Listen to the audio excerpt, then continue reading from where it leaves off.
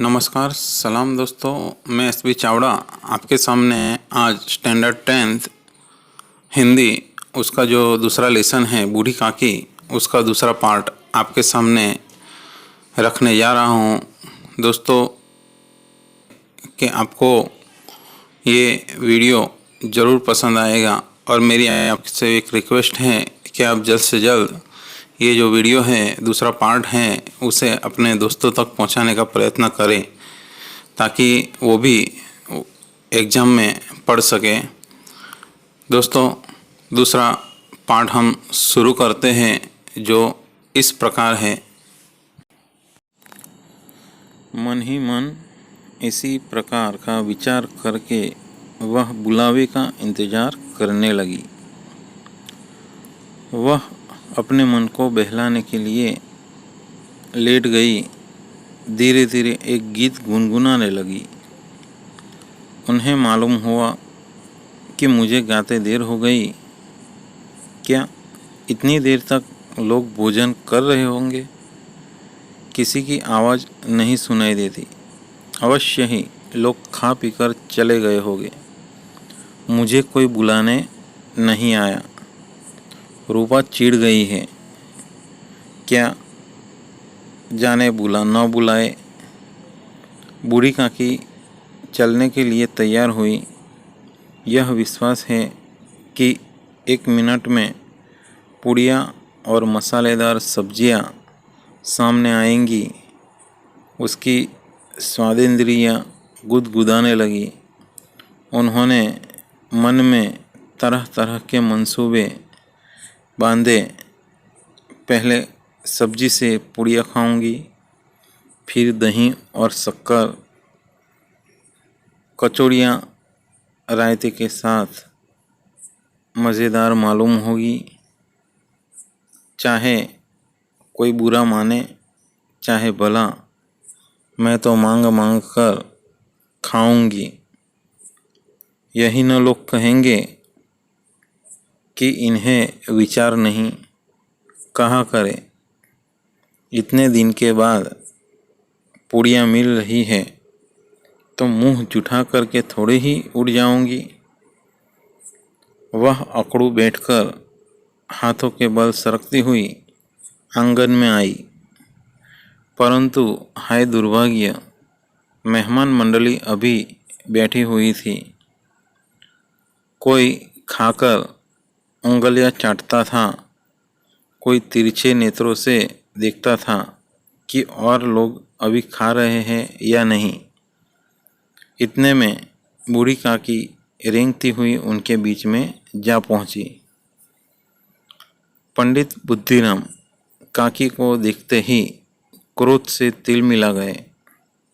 लपक कर उन्होंने काकी के दोनों हाथ पकड़े और घसीटते हुए लाकर उन्हें अंधेरी कोठरी में धम से पटक दिया।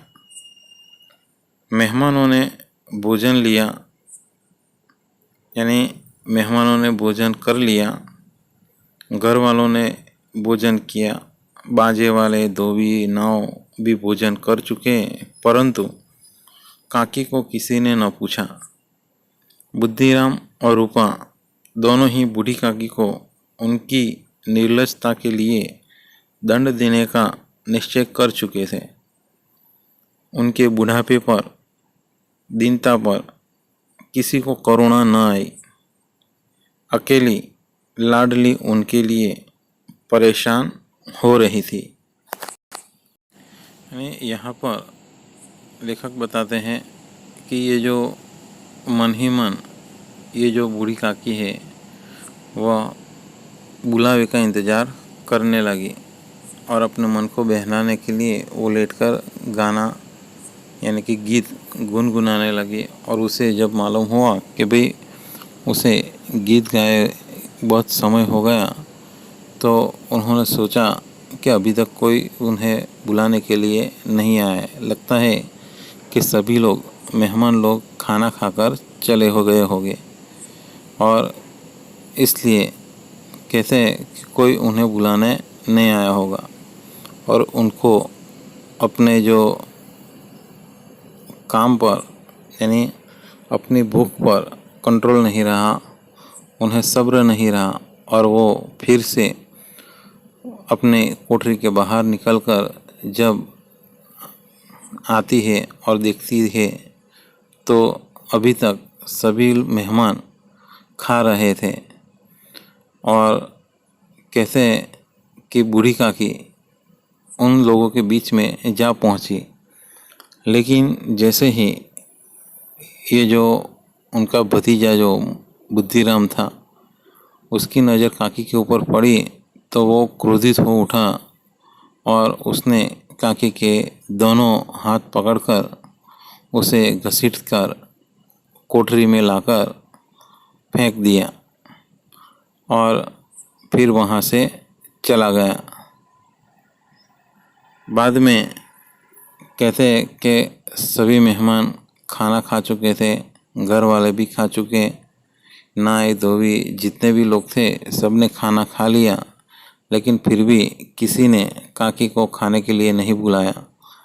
और दूसरी तरफ बुद्धिराम और रूपा दोनों भी काकी पर गुस्सा थे और उन्होंने तय कर लिया था कि आज वो बूढ़ी काकी को सबक सिखाएंगे, क्योंकि उन्होंने ये जो उनको गुस्सा दिलाया, ये जो काम किया, इसके लिए उन्होंने उनको सबक सिखाने के लिए आज भूखे ही रखने का निर्णय किया।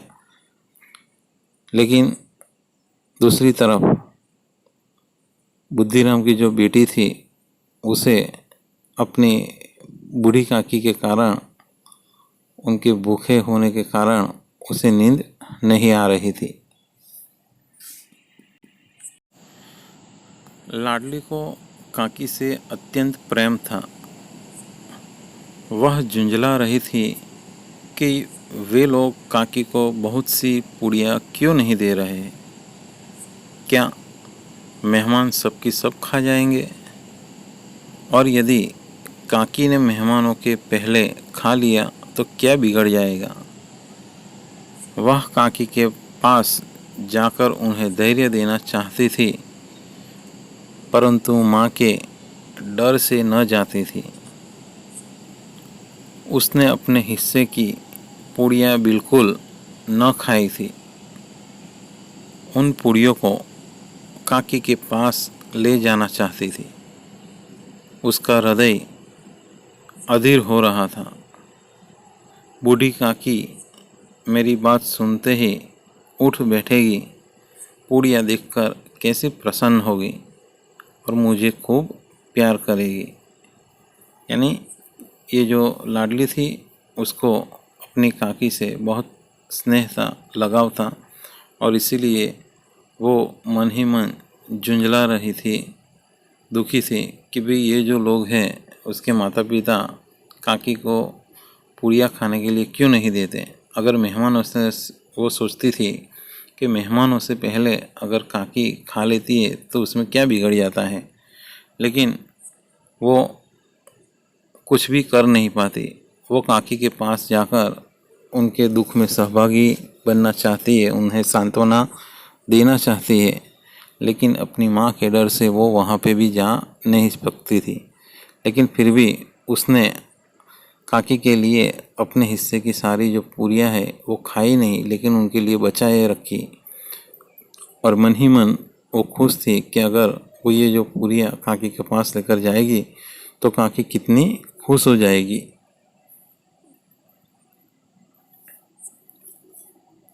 रात के 11 बज गए थे। रूपा आंगन में पड़ी सो रही थी। लाडली की आंखों में नींद न थी। काकी को पूड़ियाँ खिलाने की खुशी उसे सोने न देती थी। जब विश्वास हो गया कि अम्मा सो रही है तो वो चुपके से उठी और बूढ़ी काकी की कोठरी की ओर चली।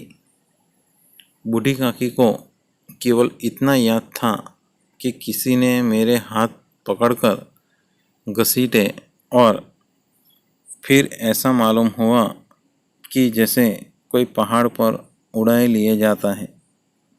उनके पैर बार बार पत्थरों से टकराए, तब किसी ने उन्हें पहाड़ पर दे पटका वे मूर्छित हो गई। जब वे सचेत हुई तो किसी की जरा भी आहट न मिलती थी। उन्होंने समझा कि सब लोग खा पीकर सो गए। यह विचार कर काकी निराशामय संतोष के साथ लेट गई।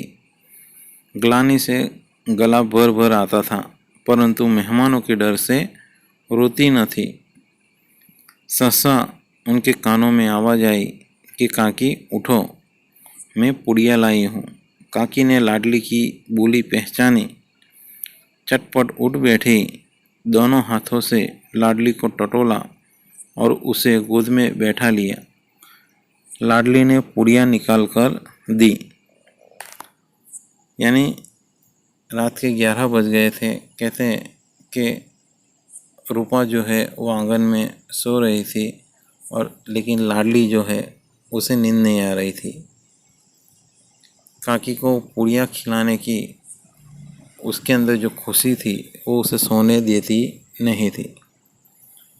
जब उसने देखा कि उसकी माँ जो है वो सो गई है तो वो धीरे से वो काकी के पास जाने का निश्चय करती है। दूसरी तरफ काकी जो है वो काकी को भी जब बुद्धिराम ने घसीट कर कोठरी में फेंका था तो उससे वो बेहोश हो गई थी। लेकिन जब होश आता है तो उन्हें यह भी मालूम नहीं था कि उनको किसने घसीट कर यहाँ ला फेंका था। लेकिन फिर भी वो जब होश में आती है तो देखती है कि चारों ओर सन्नाटा छा गया था। सब लोग सो गए थे, सब लोगों ने खा लिया था, लेकिन किसी ने उन्हें खाने को नहीं दिया। दुख से उनका गला भर आता है, वो दुखी हो जाती है और मन ही मन उदास हो जाती है। ग्लानि यानी कि दुख से उनका गला भर आता है और तभी ये जो लाडली है वो धीरे से उन्हें बुलाती है कि काकी, मैं आपके लिए पुड़िया लेकर आई हूँ। और बूढ़ी काकी उसकी आवाज़ पहचान लेती है और फिर बाद में ये जो लाडली है वो उनके पास आ जाती है, उनकी गोद में बैठ जाती है और फिर लाडली अपनी जो पुड़िया है वो निकाल कर काकी को खाने के लिए देती है। काकी ने पूछा, क्या तुम्हारी अम्मा ने दी है? तो लाडली ने कहा, नहीं, यह मेरे हिस्से की है। काकी पुड़ियों पर टूट पड़ी। 5 मिनट में पिटारी खाली हो गई। लाडली ने पूछा, काकी पेट भर गया? जैसे थोड़ी सी वर्षा ठंडक के स्थान पर गर्मी पैदा कर देती है, उसी तरह इन थोड़ी सी पुड़ियों ने काकी की क्षुधा और इच्छा को और उत्तेजित कर दिया था। बोली कि नहीं बेटी, जाकर अम्मा से और मांग लाओ। यानी ये जो लाडली है उसने जो उन्हें पूरियाँ खाने के लिए दी तो उससे उनका पेट नहीं भरा, लेकिन उनकी भूख जो है, क्षुधा यानी भूख, वो और बढ़ गई और वो लाडली से और खाने के लिए मांगती है और कहती है कि जा, तेरी अम्मा के पास से और ज़्यादा ले आ। लाडली ने कहा कि अम्मा तो सो गई है, जगाऊंगी तो मारेगी। तो काकी ने पिटारी को फिर टटोला, उसमें से कुछ खुरचन गिरे थे, उन्हें निकालकर खा गई। बार बार होठ चाटती थी, चटखारे भरती थी। यानी काकी ने ये जो टोकरी के अंदर जो टुकड़े पड़े थे वो भी लेकर खा गई और बार बार अपने होठों को चाट रही थी। हृदय महसूस रहा था कि और पुड़िया कैसे पाऊँ। यानी कि उनका हृदय और लालायित हो रहा था कि भाई वो और ज़्यादा पुड़िया कैसे प्राप्त करे। काकी का अधीर मन इच्छा के प्रबल प्रवाह में बह गया।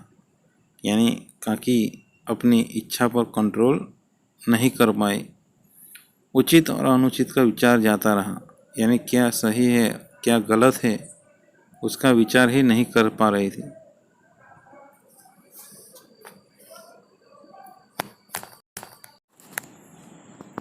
वे कुछ देर तक उस इच्छा को रोकती रही। सहसा लाडली से बोली कि मेरा हाथ पकड़कर वहाँ ले चलो जहाँ मेहमानों ने बैठकर खाना खाया है। लाडली उनका अभिप्राय समझ न सकी। उसने काकी का हाथ पकड़ा और ले जाकर जूठे पत्तलों के पास बैठा दिया। काकी पत्तलों से पुड़ियों के टुकड़े चुन चुन कर खाने लगी कि ओह, दही कितना स्वादिष्ट था, कचौड़ियाँ कितनी सलोनी, खस्ता कितना सुकोमल। काकी बुद्धिहीन होते हुए भी वो इतना जानती थी कि मैं वह काम कर रही हूँ जो मुझे कदापि न करना चाहिए। मैं दूसरों की जूठी पत्तल चाट रही हूँ, परंतु बुढ़ापा तृष्णा रोग का अंतिम समय है, जब संपूर्ण इच्छाएं एक ही केंद्र पर लगती है। बूढ़ी काकी में यह केंद्र उनकी स्वादेंद्रिय थी। यानी ये जो बूढ़ी काकी है वो समझदार, यानी कि इतनी समझदार नहीं थी, लेकिन वो इतना जानती थी कि वो जो काम कर रही है, जो जूठन खा रही है, वो लोगों की जूठन है, लेकिन फिर भी वो उसकी जो स्वादेंद्रिय थी, जिसके कारण वो न चाहते हुए भी अपनी जो क्षुधा है, अपनी जो इच्छा है, वो इच्छा को पूरा करने के लिए वो जूठे पत्तल भी चाटने लगती है। क्योंकि तृष्णा रोग यानी कि बुढ़ापे में ये जो इच्छाएं होती है, स्वादेंद्रिय होती है, वो बहुत तेज होती है और बुढ़ापे में उसे कंट्रोल नहीं कर पाते। ठीक उसी समय रूपा की आंखें खुली। उसे मालूम हुआ कि लाडली मेरे पास नहीं है। चौकी चारपाई के इधर उधर देखने लगी कि कहीं नीचे तो नहीं गिर पड़ी।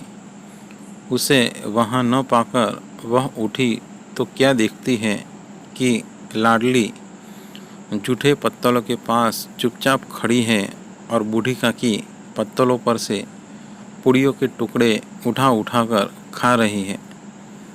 रूपा का हृदय सन्न हो गया। यह वह दृश्य था जिसे देखकर देखने वालों के हृदय कांप उठते हैं। ऐसा प्रतीत होता मानो जमीन रुक गई और आसमान चक्कर खा रहा है। संसार पर कोई विपत्ति आने वाली है। रूपा को क्रोध न आया। शोक के सम्मुख क्रोध कहाँ। करुणा और भय से उसकी आंखें भर आई। इस अधर्म के पाप का भागी कौन है? उसने सच्चे हृदय से गगन मंडल की ओर हाथ उठाकर कहा कि परमात्मा, मेरे बच्चों पर दया करो। इस अधर्म का दंड मुझे मत दो, नहीं तो मेरा सत्यानाश हो जाएगा। रूपा की ओर स्वार्थपरता और अन्याय इस प्रकार प्रत्यक्ष रूप में कभी न दिख पड़े थे। वह सोचने लगी कि हाय, कितनी निर्दयी हूँ कि जिसकी संपत्ति से मुझे 200 रुपया वार्षिक आय हो रही है, उसकी यह दुर्गति। और मेरे कारण, हे दयाराम भगवान, मुझसे बड़ी भारी गलती हुई, मुझे क्षमा करो। रूपा ने दिया जलाया, अपने भंडार का द्वार खोला और एक थाली में सारा भोजन सजाकर लिए हुए बूढ़ी काकी की ओर चली। उसने कंठावरुद्ध स्वर में कहा, काकी उठो, भोजन कर लो। मुझसे आज बड़ी भूल हुई, उसका बुरा न मानना। परमात्मा से प्रार्थना कर दो कि वे मेरा अपराध क्षमा करें। भोले भाले बच्चों की भांति जो मिठाइयाँ पाकर मार और तिरस्कार सब भूल जाता है, बूढ़ी काकी सब भुलाकर बैठी हुई खाना खा रही थी। उनके एक एक रोए से सच्ची सदिच्छाएं निकल रही थी और रूपा बैठी इस स्वर्गीय दृश्य का आनंद लेने में निमग्न थी। यानी कि जब ये जो लाडली है, जब काकी को जूठे पत्तलों के पास ले जाती है और उस समय काकी जूठन खा रही होती है, तो उसी समय अचानक रूपा की आँख खुल जाती है और वो देखती है कि काकी जूठे पत्तल चाट रही है और उसकी बेटी वही पास में खड़ी है। ये दृश्य देखकर उसे बहुत दुख होता है, उसे पश्चाताप होता है और मन ही मन दुखी होकर वो ईश्वर को प्रार्थना करती है कि हाय, ये मुझसे कितनी बड़ी भूल हो गई है कि मैंने इस बूढ़ी काकी की तरफ बिल्कुल ध्यान न दिया, मैंने उन्हें खाना भी नहीं दिया।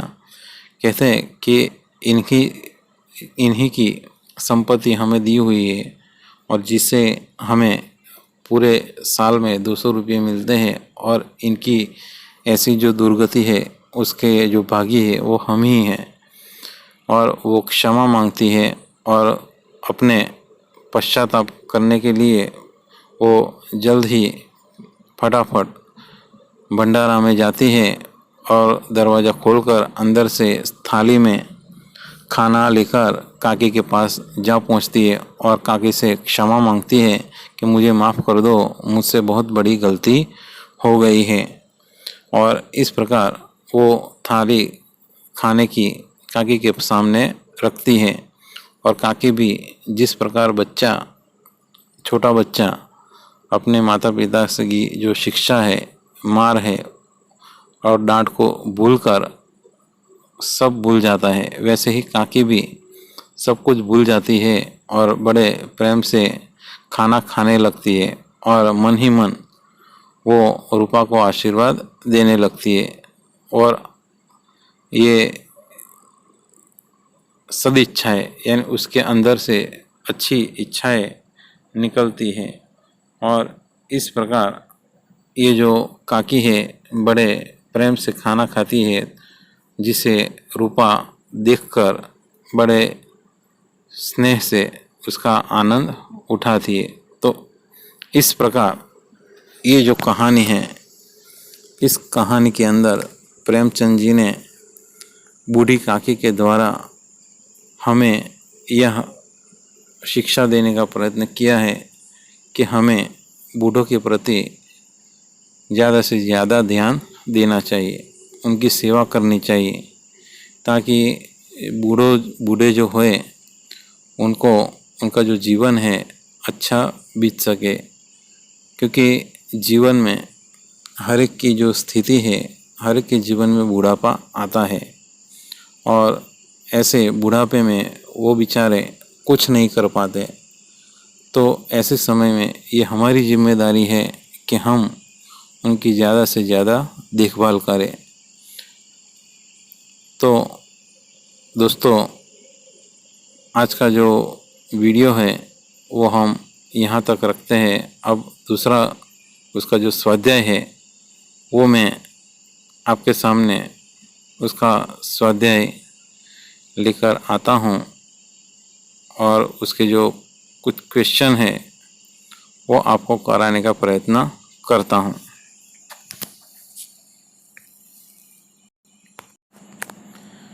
निम्नलिखित प्रश्नों के नीचे दिए गए विकल्पों में से सही विकल्प चुनकर उत्तर लिखिए। पहला जो प्रश्न है, बूढ़ी काकी के भतीजे का नाम क्या था? तो उसका आंसर है पंडित बुद्धिराम। दूसरा प्रश्न है, रूपा किसकी पत्नी थी? तो इसका आंसर भी होगा पंडित बुद्धिराम।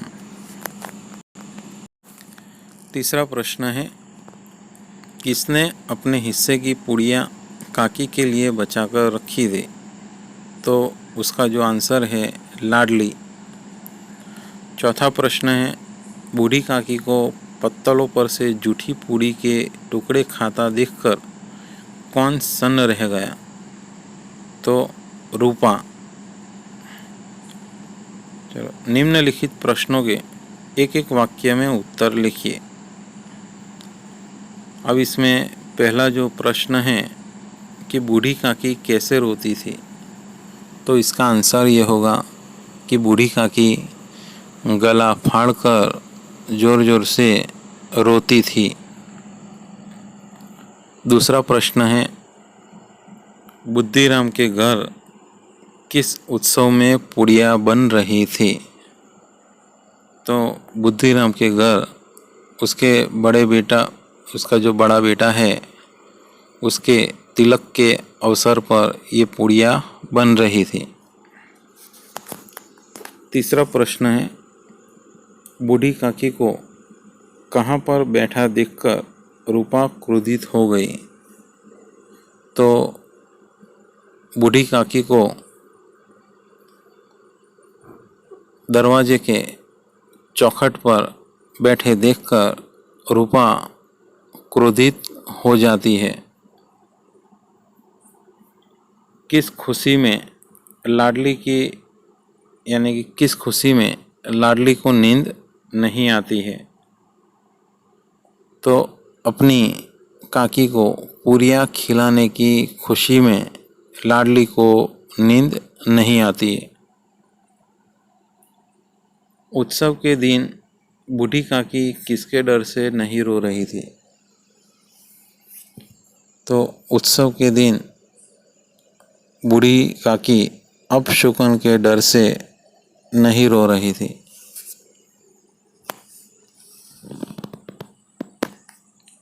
बुढ़ापे में बूढ़ी काकी की समस्त इच्छाओं का केंद्र कौन सी इंद्रिय थी, तो बुढ़ापे में बूढ़ी काकी की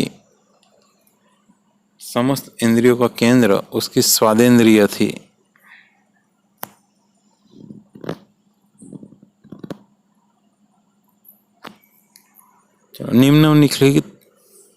निम्नलिखित प्रश्नों के 2-3 वाक्यों में उत्तर लिखिए। बूढ़ी काकी कब रोती थी, तो उसका आंसर ये है कि बूढ़ी काकी जब घर में बच्चे उसे हैरान करते थे, चुटकी काटते थे या उसके मुंह पे कुल्ली करते थे, तब वो रोती थी। और दूसरा कि जब उसे घर के अंदर समय पर भोजन नहीं दिया जाता और कोई नई चीज़ आती और उसे न दी जाती, तो वो गला फाड़कर रोती थी। लड़के बूढ़ी काकी को कैसे सताते थे, तो लड़के बूढ़ी काकी को चिमटी काटते थे और उसके मुंह पर पानी की कुल्लियाँ करते थे। बूढ़ी काकी की कल्पना में पूड़ियों की कैसी तस्वीर नाचने लगी, तो बूढ़ी काकी मन में पूड़ियों की तस्वीरें यानी ये सजाई थी कि बहुत ही नरम नरम पोंची पोंची और अजवाइन डाली हुई पूरियाँ सुगंधीदार और मसालेदार होगी।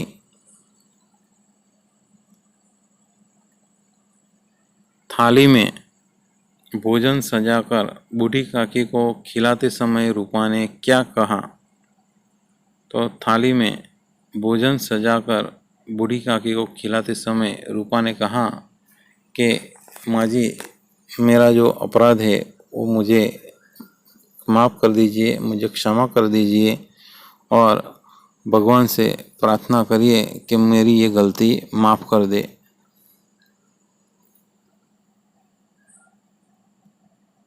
बुद्धिराम ने बूढ़ी काकी की संपत्ति कैसे हथिया ली थी। बुद्धिराम ने बड़े बड़े लंबे चौड़े वायदे किए थे कि वो बूढ़ी काकी का बहुत अच्छी तरह से देखभाल करेगा और उनका ख्याल रखेगा।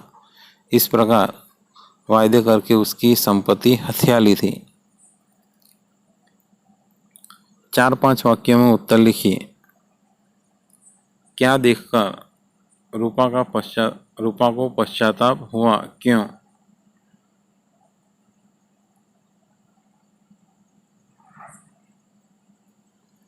जब बूढ़ी काकी जूठन यानी कि जूठे पत्थर जब खा रही थी जूठन, तो उस समय रूपा जो है उसकी आँख खुलती है तो वो देखती है कि उसकी बेटी वो काकी के पास में बाजू में खड़ी है और काकी जूठन खा रही है, ये देखकर उसे पश्चाताप होता है।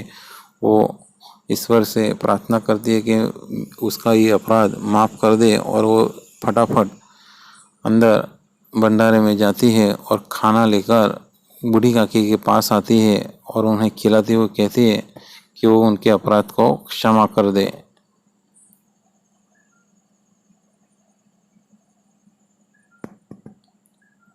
रूपा और बुद्धिराम ने बूढ़ी काकी के प्रति कब अमानुषिक व्यवहार किया और क्यों?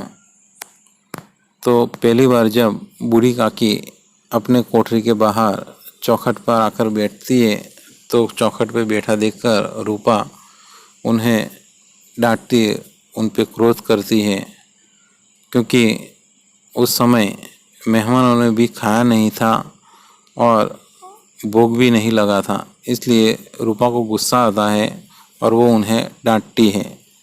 तो दूसरी तरफ जब दोबारा बूढ़ी काकी अपने कोठरी से बाहर निकलकर जब मेहमानों के बीच में जाकर बैठ जाती है, तो उस समय जब बुद्धिराम दिखता है तो उसे क्रोध आता है और वो बूढ़ी काकी के दोनों हाथ पकड़कर उन्हें घसीटकर उनकी कोठरी में जाकर फेंकाता है। खाने के बारे में बूढ़ी काकी के मन में कैसे कैसे मंसूबे बनते। तो खाने के बारे में बूढ़ी काकी मन ही मन मंसूबे बनाती थी कि वो भरपेट पूरी और कचौरियाँ खाएगी, सिर्फ मुंह जूठा कर कर नहीं उठेगी। भले लोग कहे कि न कहे, लेकिन वो भरपेट पूरियाँ और कचौरियाँ खाएंगी।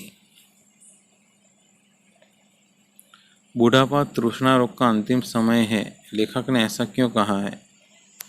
क्योंकि बुढ़ापे में कहते हैं कि उनकी जो बुद्धि है वो काम नहीं करती, क्योंकि उनकी जो तृष्णा रोग है, यानी इनकी जो खाने की जो इच्छा होती है, वो उन्हें गलत काम भी कराने के लिए तैयार हो जाती है। जैसे कि बूढ़ी काकी जानती थी कि जूठा खाना अच्छा नहीं है, लेकिन फिर भी उसकी जो भूख है वो कंट्रोल नहीं कर पाती और अपनी इस भूख को मिटाने के लिए वो जूठे पत्तल जूठा खाने के लिए तैयार हो जाती है।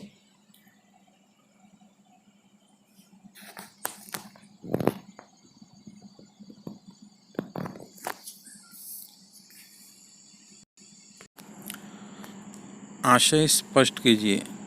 पहला जो प्रश्न है कि बुढ़ापा बहुधा बचपन का पुनरागमन हुआ करता है, तो इसमें लेखक प्रेमचंद जी ये बताना चाहते हैं कि जब इंसान के अंदर बुढ़ापा आता है तो वो बच्चों जैसी हरकतें करने लगते हैं। जैसे कि अगर उन्हें कोई चीज़ नहीं मिलती है तो वो रूठ जाते हैं, कई बार रोने लगते हैं और कई बार कहते हैं कि उनकी जो इच्छा होती है वो इच्छा इतनी प्रबल होती है कि वो अपनी उस इच्छा को कंट्रोल भी नहीं कर पाते। जैसे कि स्वादेंद्रियाँ, यहाँ पर जो बूढ़ी काकी है वो भी ऐसे ही थी कि वो बूढ़ी थी, लेकिन फिर भी जब उसे खाना नहीं मिलता या कोई नई चीज़ उसे खाने के लिए नहीं देते तो वो रोने लगती, रूठ जाती और कहते कि उसकी जो इच्छा है सिर्फ एक ही इच्छा होती थी कि खाना, बस, और कोई इच्छा उनके लिए ज़्यादा नहीं होती थी। तो इसलिए यहाँ पर ये कहा जा सकता है कि बुढ़ापा बचपन का पुनरागमन होता है। जैसे बच्चे भी जब छोटे होते हैं तो वो भी रूठ जाते हैं, रोते हैं, किसी चीज़ को खाने के लिए वो मांगते हैं, अगर नहीं देते हैं तो वो रोने लगते हैं। सेम बुढ़ापे में भी उनकी यही दशा होती है। दूसरा प्रश्न है, लड़कों का बूढ़ों के प्रति स्वाभाविक विद्वेष होता ही है, तो इसमें ये स्पष्ट किया जाएगा, यानी किया जा सकता है, ये कहा जा सकता है कि ये जो घर के अंदर जो बूढ़े होते हैं तो उनको सबसे ज़्यादा घर के जो लड़के होते हैं वो ज़्यादा उन्हें हैरान करते हैं, क्योंकि वो अपने माता पिता को देखकर वो भी वैसा ही काम करते हैं और बूढ़ों को हैरान करने का काम करते हैं। जबकि जो लड़कियां होती है उन्हें थोड़ी हमदर्दी होती है, उनसे स्नेह होता है और लड़कों के अंदर उनकी तरह इतना ज़्यादा स्नेह भाव प्रेम भाव देखने को मिलता नहीं है। आगे वाला जो प्रश्न है जिसमें हम देखेंगे कि भाई सूचना अनुसार उत्तर लिखिए। यहाँ पर पहला समानार्थी शब्द है, जैसे कि दीनता। तो दीनता का अर्थ होता है गरीबी हो सकता है और दुख भी हो सकता है। दूसरा है वाटिका। तो वाटिका का भी जो अर्थ है, एक तो बगीचा यानी बाग, और दूसरा जो कटोरी आती है उसको भी हम वाटिका के रूप में ले सकते हैं। दूसरा प्रश्न है विरुद्धार्थी शब्द प्रतिकूल। तो प्रतिकूल का विरोधी शब्द है अनुकूल। सज्जन तो उसका होगा दुर्जन। अनुराग तो उसका विरोधी होगा विराग। सुलभ तो उसका होगा दुर्लभ। अपशकुन तो शकुन। दीर्घाहार तो उसका होगा अल्पाहार। निर्लजता तो इसका होगा लाज। अपरिमित तो परिमित। शब्द समूह के लिए एक शब्द दीजिए। जहाँ घटना बनी है वह जगह तो घटना स्थल। जीभ का स्वाद तो स्वादेंद्रिय। भूख से आतुर तो क्षुधातुर। धीरज की परीक्षा लेने वाली तो धैर्य।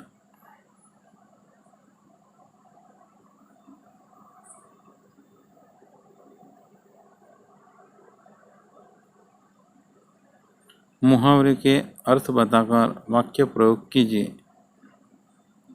तो सब्ज बाग दिखाना यानी कि बड़े बड़े वायदे करना। आपे से बाहर होना यानी गुस्सा होना। उबल पड़ना तो क्रोध करना।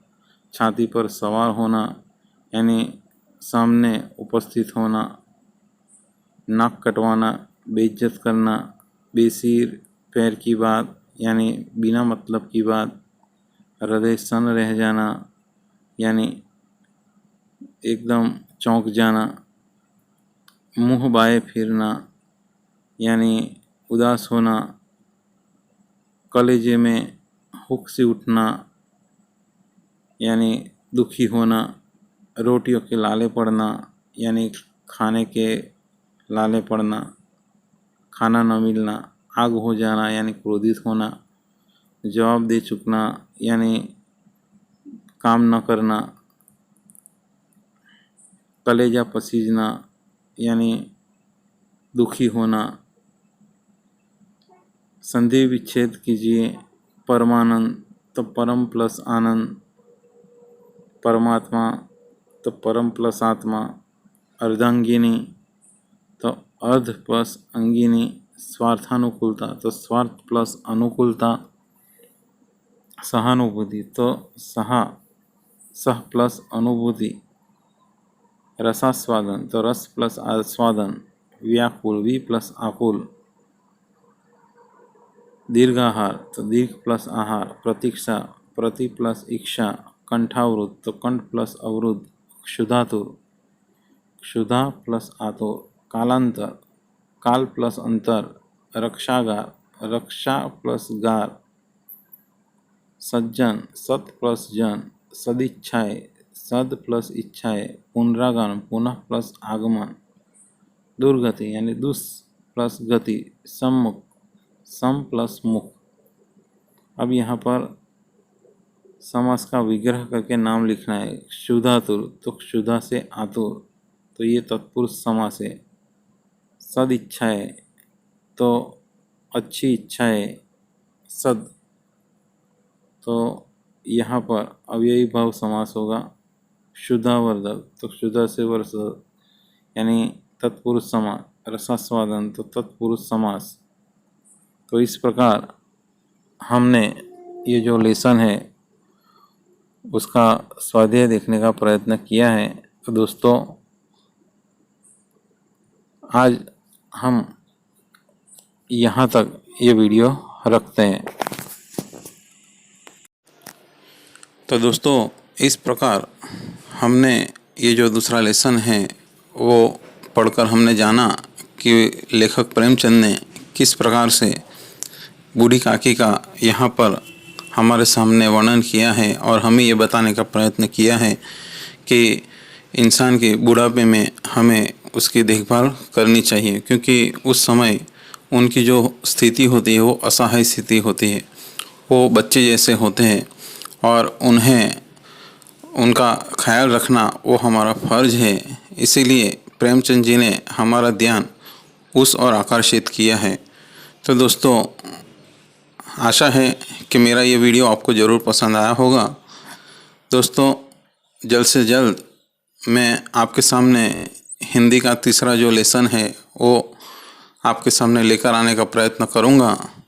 तब तक के लिए आभार, धन्यवाद, थैंक्स।